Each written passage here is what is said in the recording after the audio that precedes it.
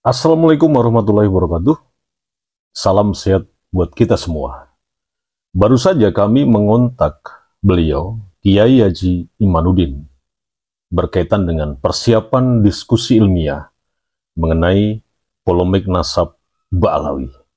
Namun, dari pernyataan beliau, itu sangat mengejutkan. Kita ikuti pembicaraan kami dengan Kiai Haji Imanuddin per telepon. Saksikan tayangannya. Waalaikumsalam warahmatullahi.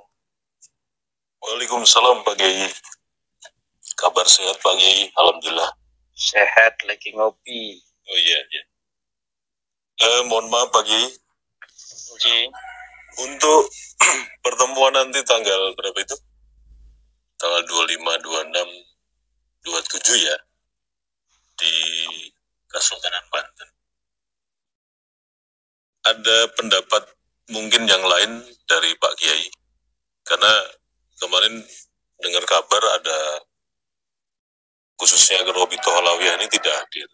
Kemudian ada kabar juga dari pihak yang menggugat usul masalahnya Pak Kiai itu tidak benar gitu. Iya, karena perkembangan kemarin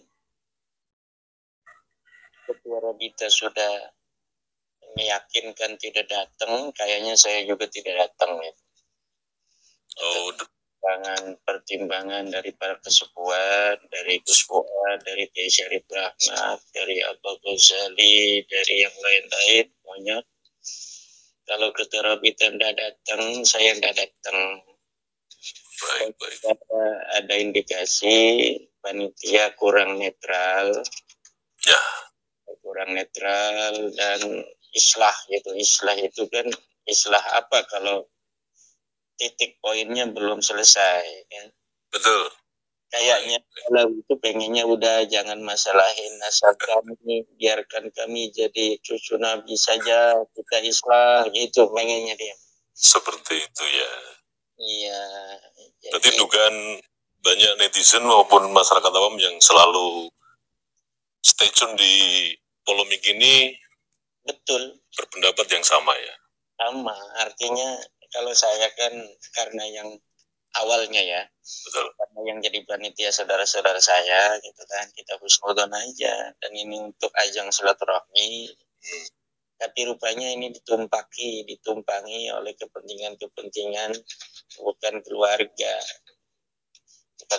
Wali Songo. Jadi kan lebih baik buat apa kalau untuk hanya kemaslahatan mereka, sementara kita nanti masih terkatung-katung nggak jelas kan. Iya, betul. Iya, gitu kan Mas. Jadi politik mereka memang selalu seperti itu ya metodenya. Metodologi divide et impera. Ya, Mereka nyaman betul. mengadu orang-orang kita. Yang akhirnya menciptakan zaman-zaman pesek itu ya. Oke, zaman peseknya gambarnya Kang Wafi itu. Kata saya ya bisa aja bikin zaman pesek ini muka Jawa Timuran kok belanya Kak Alawi ya piye Kan lucu kan ya.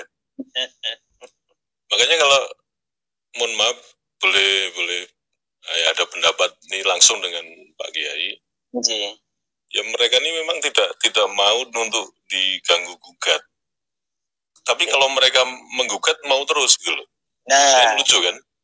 Kalau zona mereka lagi zona nyaman, mereka serang semuanya.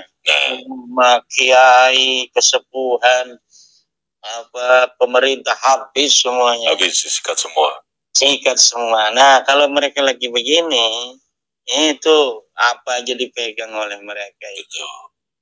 Taktik yang licik, cerdik, menyuap. Ini udah ada indikasi suap acara itu.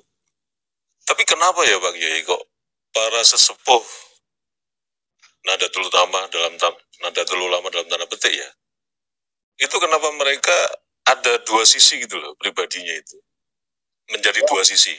Karena mereka begini, orang yang sudah umurnya di atas sebaya ya, umurnya sebaya, udah lebih dari 50 tahun. 50 tahun ke bawah mereka kan didoktrin tuh. Bahwa ini sahih. Nah, kemudian pada umur lebih dari 50 kebijaksanaan lebih utama daripada konflik kan. Ya, kayak gitu ya Pak Kiai.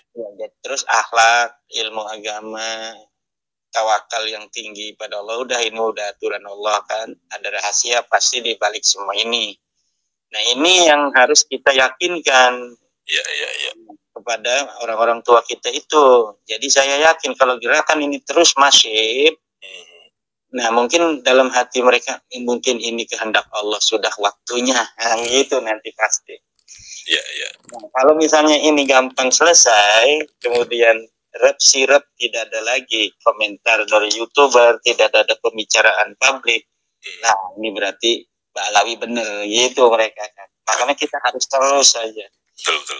Sampai apa yang kita rasakan dari kesadaran ini dirasakan pula oleh orang-orang tua kita. Tanpa kita merendahkan mereka gitu. Betul. Mantap itu Pak Kiai.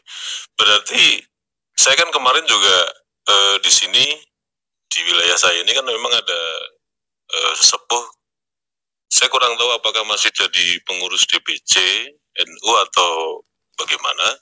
Tapi yang pasti beliau adalah yang disebut Kiai, walaupun beliau juga mengaku bukan dari keturunan Kiai.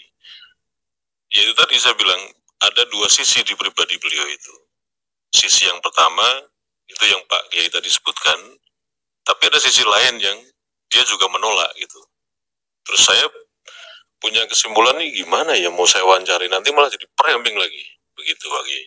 Iya jangan, kalau yang masih kesana kemari cara berpikirnya jangan. Karena kan kesadaran itu tidak serta-merta langsung. Betul sih, betul. Selama ini mereka mendapatkan keyakinan, pemahaman bahwa Habib itu duriat Nabi, kok tiba-tiba bukan kan, itu kaget mereka itu secara rohani mereka. Ya, psikologisnya terganggu ya, tapi masih. Ya, psikologinya terganggu, jangan-jangan nanti kita kualat gitu kan. Betul, apalagi kayak ini udah tua mau meninggal apa kan begitu ya. Udahlah gitu. Mau salah itu urusan dia, mau bohong urusan dia. Kalau saya mah niatnya menghormati turunan Nabi kan begitu mereka. Iya betul. Nah ini tugas kita yang mudah-mudahan masih panjang umur, yang masih agak muda-muda, terus memberikan pencerahan ini, dan kita tidak boleh kalah. Pokoknya kejahatan mereka sudah nampak, pemutaran fakta, sejarah, makam-makam palsu itu sudah di depan mata, caci maki di media sosial masih ada jejak digitalnya, apalagi masa kita percaya mereka cucu Nabi yang semacam itu. Akhlak, ketidaktawakalan, ketidaksadaran terhadap nilai-nilai Nusantara, penghinaan terhadap pribumi, itu semua ada jejak digitalnya. Pasti ya, sudah jelas itu. Ya udah, kita yakin mereka itu bukan cucu Nabi. Walaupun data-data yang kita miliki baru 99%, tapi keyakinan saya sudah 150%. Ya. Ya, karena mohon maaf juga para kontestan yang mengklaim dirinya sebagai mewakili Robito Alawiyah ini itu bukan menyajikan kita perbandingan, tapi lebih ke mengulik narasi-narasi Pak Kiai gitu loh.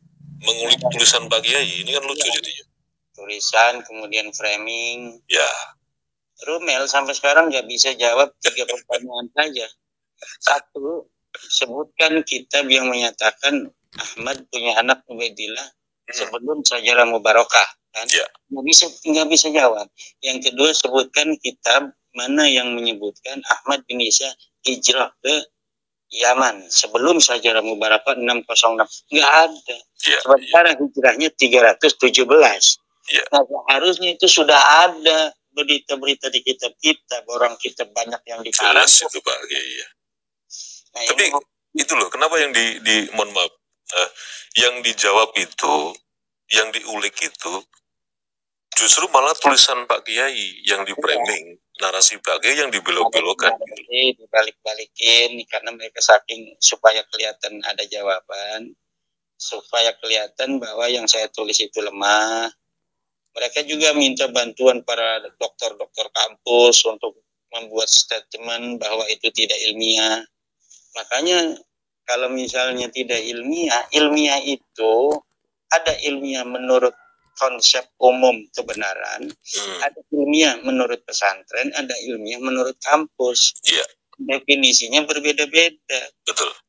Tetapi nilai kebenaran itu logis,